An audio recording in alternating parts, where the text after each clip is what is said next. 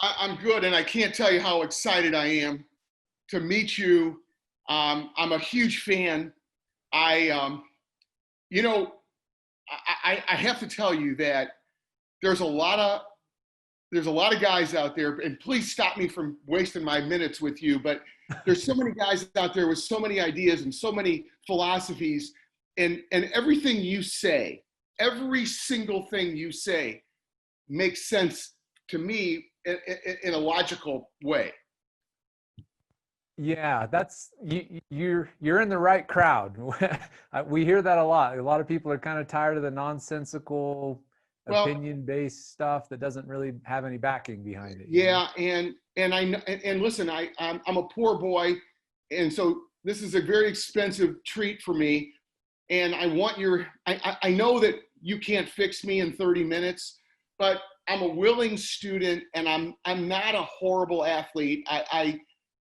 But I will tell you that an old baseball coach of mine taught me something 100 years ago. I'm 68, and he taught me something a long time ago. He says, practice doesn't make perfect, practice makes permanent. And Yeah, he then exactly. went on to say that perfect practice makes perfect. And so what I tell people about my golf game is I'm getting really good at being really bad. Okay. I understand. And I may not be able to fix everything in 30 minutes. I can get you definitely on the right track, and that's the key. And it sounds like you'll take it on your own and work on it, and Well, I will. and take it off piece by piece. I'm a terrible flipper. And I've come to realize that I think part of my flipping is my grip is a little bit, my right hand is a little bit too much. It needs to move a little more counterclockwise. Okay. And I want you to check that out for me. Sure. But I can send you some pictures. That the flip is just devastating to the golf game. Yeah. You de-loft you add loft to the club. You hit these little weak, shitty shots that go up in the air and a little bit to the right, and they've got nothing on them. And Yep. I can take a half. This is the part that drives me nuts. I could take a 1/3 to 1/2 swing and hit the ball 80 to 90% as far, not as high, but as far as I can with a full swing. And Yep. it's like, this ain't the first time you've been told that, right? No, I've been preaching it for years. If you flip it really bad, the harder you hit it, it just goes higher. It doesn't really go any further. That's really No. frustrating. Oh yeah. I mean, man, I can hit them in the air. Anyway, so that was something I wanted to ask you about. And then, I'm really struggling doing some different drills, the last couple of years. I'm really struggling with trying to watch pictures of the guys that know what they're doing.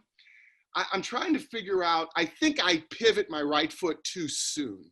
So Okay. if you see a stop action photo of the guys that play the game for a living, they really haven't, they may have started their pivot when the club reaches the ball, but their right foot is not all the way turned, like a baseball swing.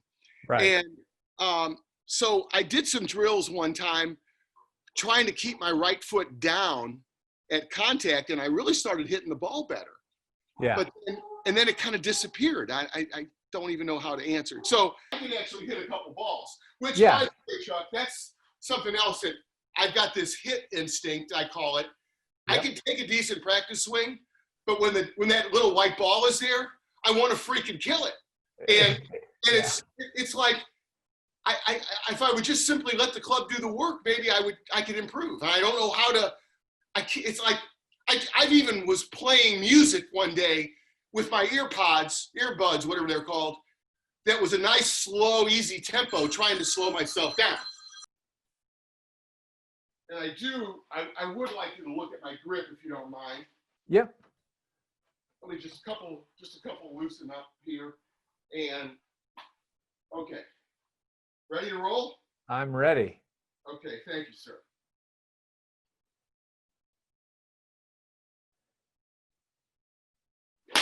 Oh, that was just god awful. And That's all right. I could feel it, Yeah, no, I see what's going on. Just do one more. No, I can hit all you want me to hit. That wasn't worth a damn, but that's another thing I know I do is my weight goes forward instead of back onto my heel. Can you turn face on and just make a practice swing for me? I can. Can you see And me? then I can check your grip there as well. Practice swing here, if you're okay with that. Yep. So I think I was over here too much, and I think I need to be a little more here, because here, to me, seems, the more I open my hand this way, to me seems easier to flip that wrist, but I don't know. You would have to tell me. Yeah, it's actually usually the opposite, but we'll deal with that. It wasn't working then. One more. Okay, perfect. So yeah, my weight went that way. Yep, I see what's going on. See, if I try to go back, then I lose it this way. So right. Does that help you an idea of my struggles? Oh yeah, we got her. We know what's going on. All right, so. You want me to move the camera back the other way so I can hit balls? No. Right now it's fine. I just want you to be able to look at, you can see the video that I'm sharing on your screen. I can. Okay, that's what I want you to take a look at. Okay. So as far as the grip, I'll talk about that in a minute. It's less of an issue than what you're thinking. The grip is really not the main culprit here. So, all right, so from setup.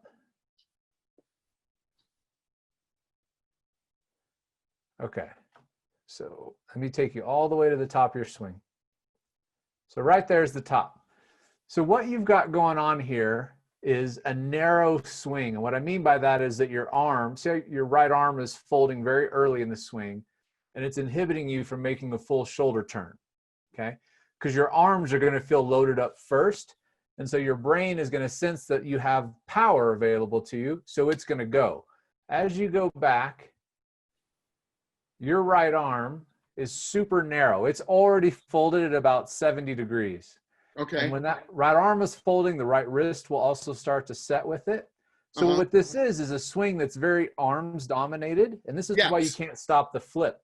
And so when you get to the top of your swing, you've only turned about 70, 80 degrees, and you have plenty of flexibility to make a bigger turn, but you won't ever do that when you're folding your arms early. And I'm going to walk you through all this stuff, but I want you to just kind of see the idea first. Yes. So then as this right arm is loaded up, that's what fires on the way down, and that's why you're flipping. And I am flipping. You can see it right there. Your swing's not bad at all. It's just you need a couple little things. Your lower body is not really helping you out at all, and this is partly why you're losing your balance. Your swing is just pretty much dominated by your right arm. Yeah. No. So that's exactly how I feel about it. Thank you. Yeah, that's exactly what's going on. So at least you know what's going on. Now I just got to teach you how to fix it, which is definitely easy to do. So let me share the down the line stuff. Down the line. So this is very obvious that you're just picking the club up. Yeah. Okay. And it's so not moving with my body, it's moving with my arms. Yep, exactly. And so that's why that's the only power source you have in your swing. So your hips don't really do much. You're going to lose the tush line. So if you kind of use this, you know, in the background, I think it's like a backpack or something there, as you start going down. That's exactly what it is. Okay. See how you're moving way away from it as you come down? This is why you're losing your balance. My butt is coming closer to the ball. Yeah, exactly. And or my belly button, whatever. Yeah, your hips are, exactly. So so let me show you how we have to fix this, okay? Okay. So long story short, your swing is just dominated by your arm. So you're picking the club up so you look really narrow. This is arm folding really early. And so by the time you get here, this right arm feels really loaded. It's done, so right. And so you don't feel like you need to do anything with your lower body because this is your power source. So when we start focusing on loading up our body, the arms can start to chill out, but you can't just say, okay, I got to take my arms out of the swing and start swinging easier, because then you don't have any power. Right. So your brain, let's say you feel like you take a great practice swing that's nice and smooth and you don't flip it. And then when you go to hit the ball, that stuff all falls apart because you're taking out your power source, which is your arms, but you're not replacing it with anything else. And that's the key. We have to learn to replace it. And that's got to come from our hips. Okay. My right arm is at this point. I'm focusing on turning and loading up my hips. And then my arms aren't really doing much of anything at all. And that's the key. Then it's the only way to start getting rid of that flip is that we have to start focusing on turning our body. And the first key to that is making sure and exaggerating that you keep your right arm straight. It's going to feel like all the way to the top of your backswing. It's going to feel like you never fold it. That's the first step. But as you're doing this, I want you to try and keep your arms still relatively relaxed and start feeling your legs, start feeling your hips and your glutes starting to wake up so that you can use those in the downswing. But we're going to take this piece by piece. So tilt the camera down just a hair. And I want you to show me a slow practice swing. And you're just going to keep your right arm straight all the way to the top. And you're just going to turn and turn and turn. Oh, wow. Keep your right. Terribly. Yep. Right arm straight all the way to the top. Just exaggerate it. Again. All right. So stop right there. Now. I can't do it. Even with one hand. Wow. Okay. So. Better. All right. So that's a start. Now let me just show you that real quick. Look at that, Chuck. I mean, it's bent in half, and I'm trying to keep it straight. Exactly. That's why this drill is a really good you're not going to be able to keep it totally straight, but it's a great exaggeration. But I want to show you, just by making this one little change, what happens to your body turn. So first of all, you see how there's a gap between your forearms now? Yeah. Before that was completely gone because this right arm was pinned up against your side and folded already. Okay. So now as you start keeping it straighter, it's much better. Now look at your shoulder turn. Oh my God. Way better. Huge shoulder turn, right? So now it's 20 degrees more than it was before, maybe more than that. At least, yeah, exactly. If not more, right? So now we've at least made a shoulder turn, and you say your arms are still out in front of your body instead of making this narrow collapsed turn. Okay. Now we're actually turning our body, and you can see you're much, much, much wider throughout the whole backswing. And that's what's allowing you to make a turn. So that's step one, okay? Okay, yes. So that's the first drill, is again, exaggerating your right arm staying straight all the way to the top, okay? Okay. That's the first piece. Now the second piece is now that we're not just folding this arm right away, we have to start feeling power in our legs. And that's going to be a big change for you. So right now, when you were going back, you made this beautiful turn, you kept your arm straight, but this leg's just kind of locking out. It's not loaded, okay?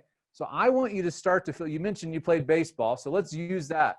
I like to shortcut stuff. If you played other sports, we can kind of short circuit some stuff and get to the goods. So in baseball, if you're setting up to hit a ball, you're loading up your back foot, and your arms are still staying relatively soft, right? Yes. But this is awake because you're going to be able to step and post off of it.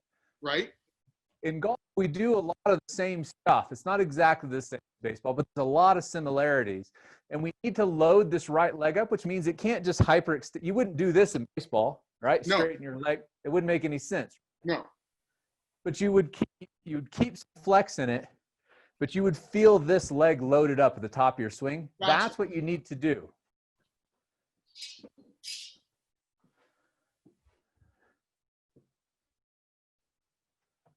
Aha. Yeah, that feels totally different. Keep that right arm straight. You're letting it fold again. There we go. That felt better, and it felt more balanced. Martin, you're starting to look like a tour pro. You're going to love what you see. Wait till you see this.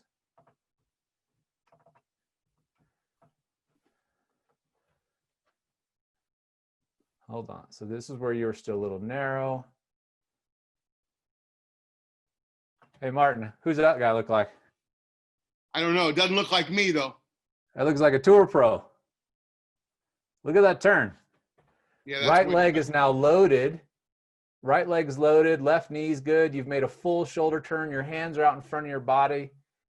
I mean, it doesn't get any better than that. So let me tell you some of the typical things that happen to me. I hit fat a bunch. Yeah, of course. And I can't tell you the last time I took a divot on the correct side of the golf ball. I take divots behind it on occasion, Right. but I don't take, when I hit a great shot, it's only sweeping the ball off the carpet. You know what I mean? It's never, you know, and I guess I watch a lot of what I look for on TV is, you know, is different. And, you know, it seems like most of the guys that are making a living playing golf certainly take divots with their irons, but sometimes they sweep the ball and sometimes the divots are really small. So I don't know, how important is that? Should I let that concern me? But I think the reason I'm bringing it up is that obviously that just tells you how bad the flip is.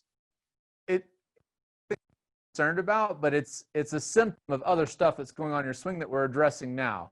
Okay. When you're taking a divot behind your ball, there's two things that typically happen. One, you tend to hang back if you hang back off the right foot, and two, you're too steep and too aggressive with the right arm. So you had that right arm stuff that was really driving. So now that you're wide and shallow, keep your right arm straight. Right arm straight. Oh my goodness, it's so hard to do. I can't. There you go. Right arm straight and load up that right leg. But I mean, that right arm, I mean, it's just not, Yeah. So what you're going to find is that you're taking your left arm and pushing it across your body a little bit. And so what you have to feel is that your arms and shoulders, you have to start monitoring how much tension you have. You want to get them a lot more relaxed. So when you say I'm pushing my left arm across my body, is that a bad thing or an okay thing? A bad thing, right? So what happens if your hands are right in front of your chest and you start pushing your left arm across your body, well, this right arm has to fold. Yes. Right? So you can't push your left arm across your chest. You have to keep your hands straight. So you'll notice that my hands are right in front of my sternum here. As I go back, in order for my right arm to stay straight, my hands still have to stay in front of my chest. If they start going this way, then your right arm has to fold. Okay, so I'm not turning my chest enough. Right. Like that? There you go. Is that? Now you're making a huge turn again. There you go. I can't keep it straight. When does it go up? I mean, I could. It's going up throughout the whole takeaway. So this is a little bit of an exaggeration. I'm really struggling with this, but I know you're onto something. So I need to try to keep that right arm and load up the right leg. I can. Yep, exactly. So, and your left shoulder, to help the hands go up, the left shoulder needs to go down. If you turn flat, not quite that much. That's over exaggerated, but you're getting there. There you go. So this shoulder, I mean, really all it's doing is this. Exactly. But when you have a tendency to turn flat, then your arms are going to feel really weird. And you're going to have to elevate them in an unnatural way. There you go. See how you're loading up your legs more now, right? Yeah, but why can't I do it when I have a club in my hand? Because arms take over. This is what you don't realize, how much your arms are kind of moving that club instead of your body moving the club. Gotcha. There you go. So that's great.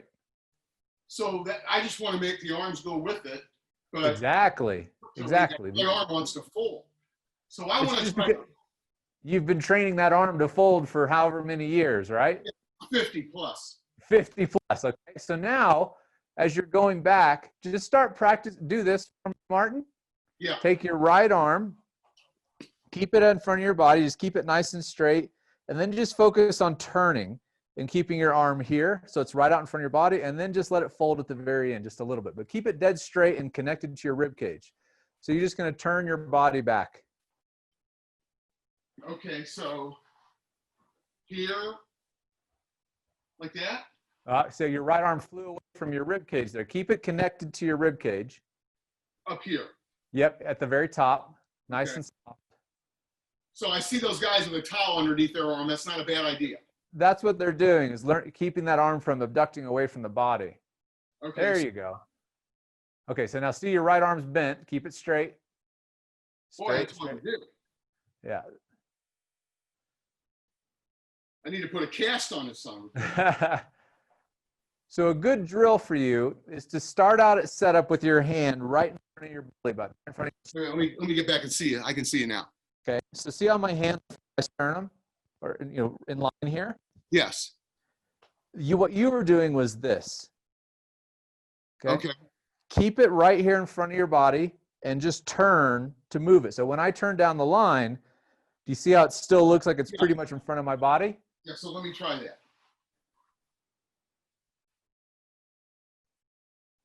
Better. There you go. Now your arm's not moving at all, right? It's being moved. My arm's not moving at all. It's just my body. Exactly. That's what you want. Exactly. It's going to move a little bit, but you need to practice keeping it nice and straight. See, even there, your arm's folded. Right. There you go. Better. Can There I do you this? go. Can I put my left hand underneath there to help me? Of course, yeah. There you go. Boy, if I got a habit of bending this freaking arm. Exactly. Now focus on loading up that right leg while you're doing this, and you got it.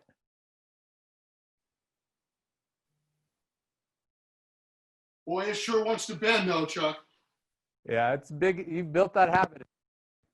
Like you said, practice makes permanent, right? Right. So this So is also you can take your shirt and stuff in your armpit just a little bit. Say it one more time. You the top part of your shirt and just tuck it in just at the very, very top. Okay. You don't want your arm down here low. It's going to be just connected at the very top. But this will help you start to become aware when your arm's kind of flying away from your rib cage like this. So just keep it in there nice and connected. So then as you go to the top, when you're looking down the line, I can't really stick my finger in just at the very, very top. Gotcha. That'll help you stay a little more connected.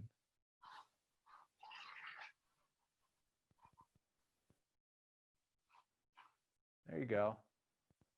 Good. I mean, I'm going to get it. It's just not going to be easy.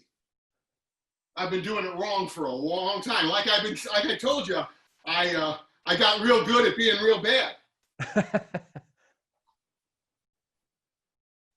There you go. So tell me, what's my homework? Great. So 2 things. The first is practicing with these little drills to keep this right arm straight and connected to your rib cage, right? Okay. You can stick your shirt. You don't want your elbow like stuck low on your rib cage. It's just at the very top. Okay. Okay. You just don't want it flying away up here. Right.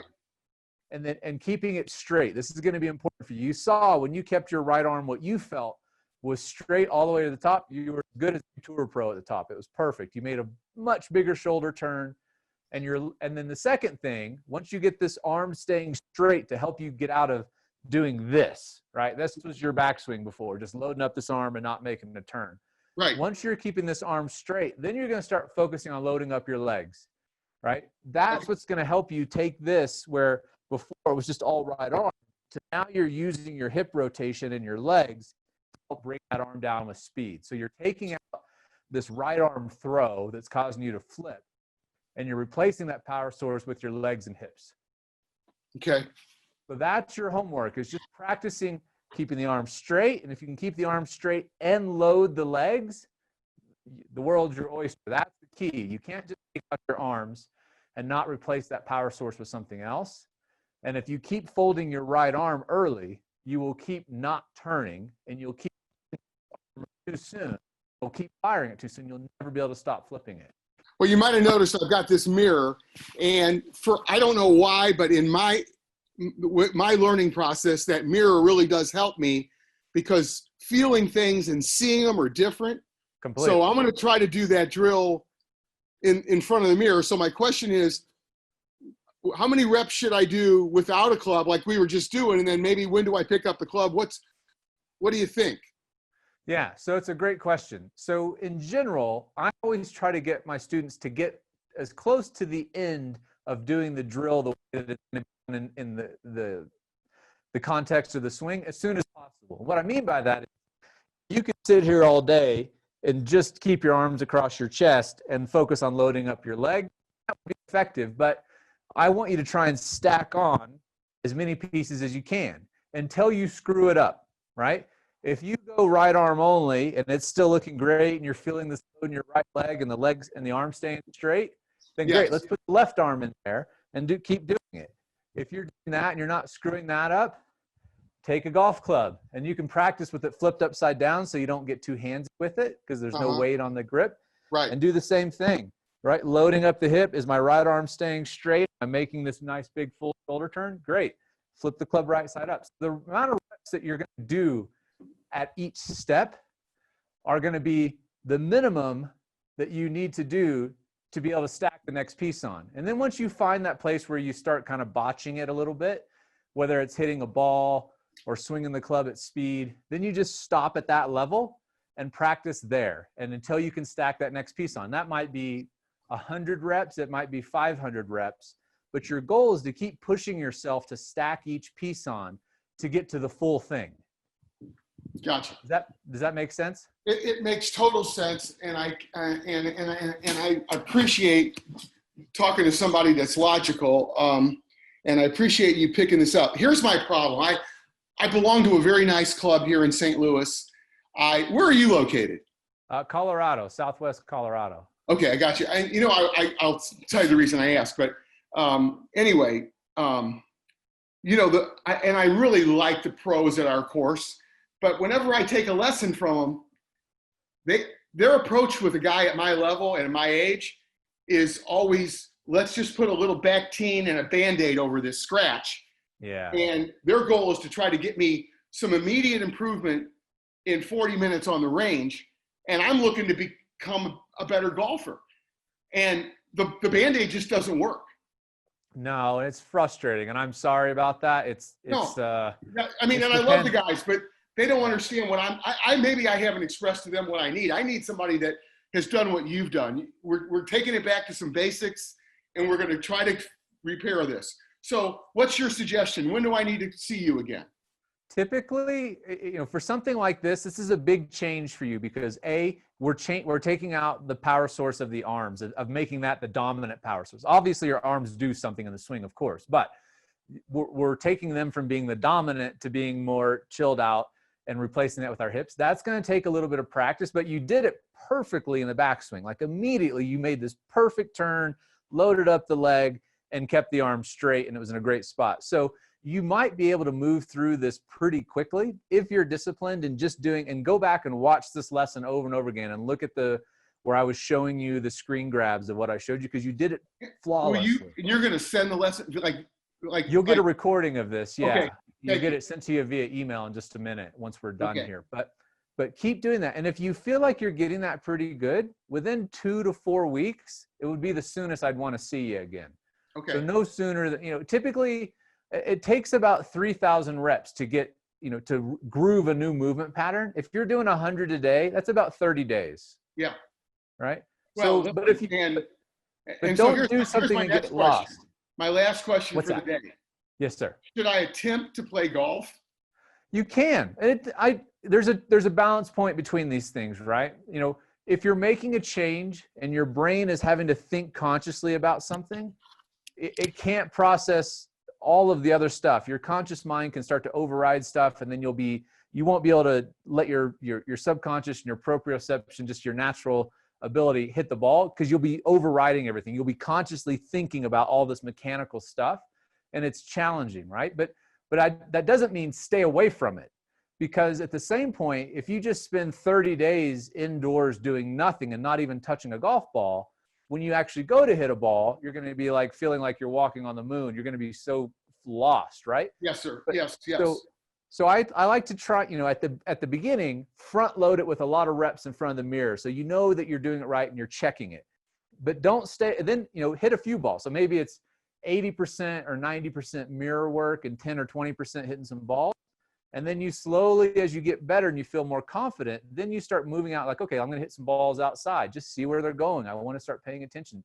Maybe I'll see my divots are different. And then if you want to play, go out there with the intent of not worrying about your score, but are you doing the mechanics right? Because then the thing that's valuable about playing while you're making a change is you start to discover these little nuggets like, oh, wow, I've never hit the ball that far on this hole, or things like that. And that's really encouraging. That'll help you make you want to go back in front of the mirror. Yeah. Okay. Well, I'm so excited because I feel like I'm now working on something that's it might take a week, it might take 2 weeks, it might take 2 months, but I feel like what you've given me this morning is really going to allow me to get to another level. It is. And that's the thing. You did these moves so well, so fast, that it's a shame that they were just kind of slapping Band-Aids on you, because you have the capability, the flexibility, the potential. You immediately, I told you to load your leg. I didn't even tell you how to do it, and you did it perfectly. So you're going to be able to get back to where you know you should be pretty quick. So, I'm starting to think of, trying to figure out why I've had these 2, 3, 4 week spans of playing pretty damn good golf for, that I'm satisfied, mid 80s, and I'm tickled to death with that. Nobody on the senior tour is worried that they're going to lose their spot to me. And I understand that, but I guess not yet. So I think what's going on is I have also built a swing that has very little latitude. If I do it my way, just right, I can strike the ball decently. But boy, oh boy, if my timing is off a 100th of a second or 1,000th maybe, there's no telling what can happen. Does that make sense, or do you think I'm wrong on that? It's the same for everybody. The difference is that variance becomes wider the better you become. What I mean by that is, right, when you're a high handicap and you've got a lot of flaws, a lot of Band-Aids in there, your pathway for mistakes is very narrow. And so you have to practice a lot to kind of groove all these compensations together. As you become really, really good, even at the pro level, that funnel just becomes a little bit wider because their fundamentals are better, but they still do the same stuff. 80%, there's an 80-20 rule on the tour. You make 80% of your money in 20% of the season. Yeah. Because you get all of that stuff glued together for just a run, 3 or 4 week run where you play really well and everything's kind of glued together. And the rest of the season, you're just missing cuts and slamming the trunk. And it's just the nature of the beast for everybody, right? Tiger, when he set the bar, making every cut and winning half his tournament, I mean, that was incredible, but he was just moving more efficiently than everybody else. So his variance for mistakes was so much wider than everybody else's, right? But when we have a lot of compensations, you just have to practice and practice. I mean, even Lee Trevino used to say he wished that if he could go back and have a more conventional swing, he would have done it, because he said he had to show up for every tournament a week early and just practice hitting balls to groove his swing for that tournament that week. Yeah. And the amateur golf is the same. It's the same for everybody, but we just want to make that funnel really wide. And the way that you do that is by building in fundamentals. And then the little mistakes you can get away with. Yeah. So when you miss by 10 yards to the left, not 35 yards to the left. Exactly. And 10 yards to the left is 30 feet. You still could be on the green.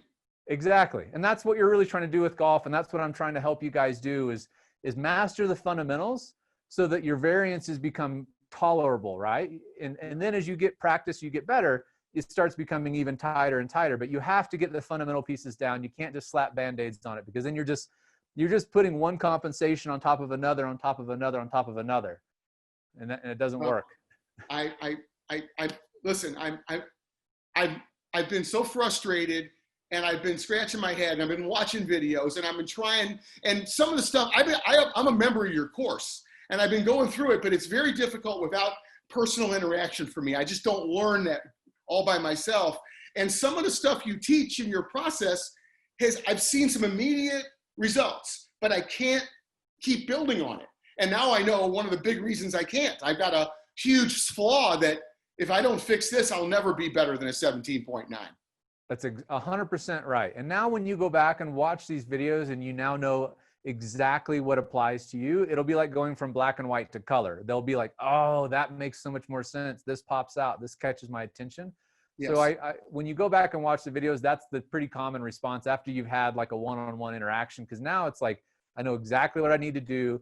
I need to watch that video and load in the right leg. I need to the roll the right arm, the roll the right wrist, and the takeaway. All those videos will make a ton more sense to you now. I'm looking forward to working hard for the next couple weeks and seeing you in, like you say, 2 to 3 weeks, whatever, 4, whatever it takes, to where I don't want to come back to you if I don't feel like I've improved on this a little bit. The problem is that knowing me, I'm going to probably make some other mistake that you're going to want to correct, and I'd rather you correct it sooner than later.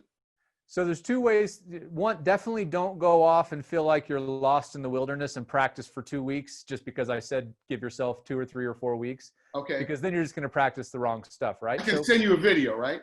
But you can do a swing review, right? It doesn't even have to be with me. It can be one of the certified instructors, so you can save some money. These guys are great.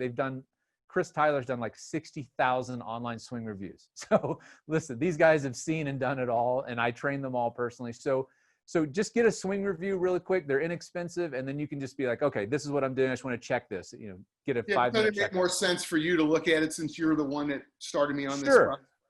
Okay. Obviously, everybody's got a little bit of their own different personality, the way that they attack things. But yes, obviously, I'm going to be probably a little bit quicker for you. I'm for the first time in a long time, I've kidded myself many times. I'll tell my wife, I'm really making some improvement. I'm really excited to play again, but it's very short-lived and it's not 100% honest. I'm really excited about trying to fix this. Awesome. Well, I promise you what you did, it's on the money. If you groove that and you get comfortable coming down from this foreign position for you, you're going to see the results. You're going to see ball flight and things that you've never seen. You're going to compress the ball. You're going to bring down your trajectory. You're going to stop flipping, but it's going to take process, and you're going to have to groove that feeling and make it natural in the backswing. I can't thank you enough. I enjoyed it. I'm looking forward to our next visit. All right, Martin. Thank you so much. Have a good week. You too. Thank you.